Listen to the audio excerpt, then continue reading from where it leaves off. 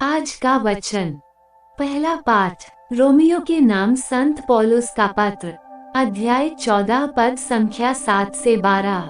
हम में कोई न तो अपने लिए जीता है और न अपने लिए मरता है। यदि हम जीते रहते हैं तो प्रभु के लिए जीते हैं, और यदि मरते हैं तो प्रभु के लिए मरते हैं। इस प्रकार हम चाहे जीते रहें या मर जाएं, हम प्रभु के ही हैं।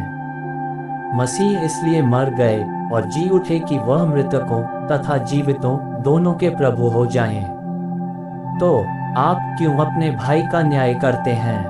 आप क्यों अपने भाई को तुच्छ समझते हैं? हम सब ईश्वर के न्यायासन के सामने खड़े हो गए, क्योंकि धर्म ग्रंथ में लिखा है, प्रभु ये कहता है, अपनी अमरता की सौगंध, हर घुटना मेरे सामने झुकेगा और हर कंठ ईश्वर को स्वीकार करेगा।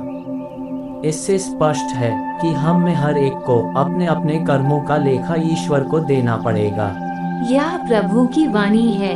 सुसमाचार संत लूकस अध्याय 15 पद संख्या 1 से 10। ईसा का उपदेश सुनने के लिए नाकेदार और पापी उनके पास आया करते थे। फरीसी और शास्त्री यह कहते हुए भुना भुनाते थे, यह मनुष्य पापियों का स्वागत करता है और उनके साथ खाता पीता है।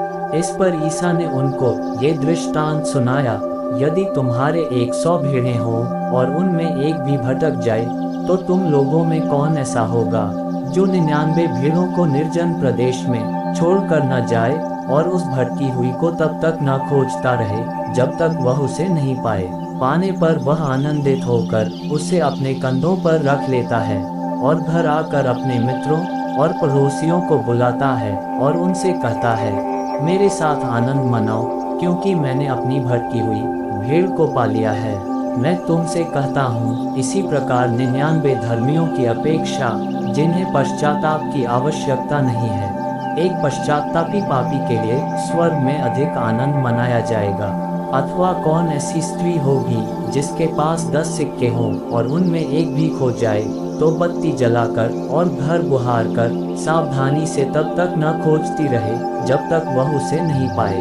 पाने पर वह अपनी सखियों और पड़ोसिनों को बुलाकर कहती है, मेरे साथ आनंद मनाओ, क्योंकि मैंने जो सिक्का खोया था उसे पा लिया है। मैं तुमसे कहता हूँ, इसी प्रकार ईश्वर के दूत एक पश्चातापी पापी के लिए आनंद मनाते हैं। यह प्रभु का पवित्र सुसमाचार है। आमीन। आज का चिंतन। महत्वपूर्ण चीजों को प्राप्त करने के लिए हम जी जान लगा देते हैं, जब तक कि वह हमें प्राप्त न हो जाए। आज हम पापियों को प्राथमिकता देते हुए ईश्वर अपनी नजर में हम सबों के लिए अपने प्रेम को दर्शाते हैं। हम प्रत्येक जन ईश्वर की दृष्टि में मूल्यवान है। बहुधा दूसरों की खुशी के लिए हम अपनी वास्तविक प्रवृत्ति ही खो देते हैं। फरीसीगण जो धर्म के रक्षक गण थे ने भी अपनी धार्मिकता खो दी थी। वे दूसरों को दोषी ठहरा रहे थे। इसलिए यीशु करुणा के भाव प्रस्तुत कर दुखितों के लिए उनकी करुणा को कुरेदते हैं। बहुधा परिस्थितिवश दूसरों के लिए हमारी भी नकारात्मक सोच होती है, पर उनकी परिस्थितियों में अपना कदम रखने पर हमसे अवश्य ही करुणा प्रस्फुटित होती है। आमीन।